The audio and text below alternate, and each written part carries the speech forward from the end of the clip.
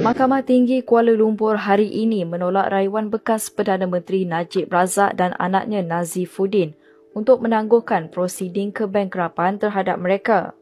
Keputusan disampaikan oleh Pesuruhjaya Kehakiman Suhendran Sokanatan atau Sahiran Abdullah yang turut memerintahkan supaya Lembaga Hasil Dalam Negeri LHDN diberikan kos sebanyak RM7,500 bagi setiap rayuan. Rayuan itu dibuat selepas Mahkamah Tinggi sebelum ini memberikan penghakiman ringkas kepada LHDN berkaitan tunggakan cukai Najib dan Nazifuddin. Isu ini berlarutan sejak Mahkamah Persekutuan pada 16 Oktober 2023 menolak rayuan terakhir mereka, sekaligus mengekalkan keputusan Mahkamah Tinggi. Keputusan itu mewajibkan Najib dan Nazifuddin membayar cukai tertunggak berjumlah RM1.69 bilion.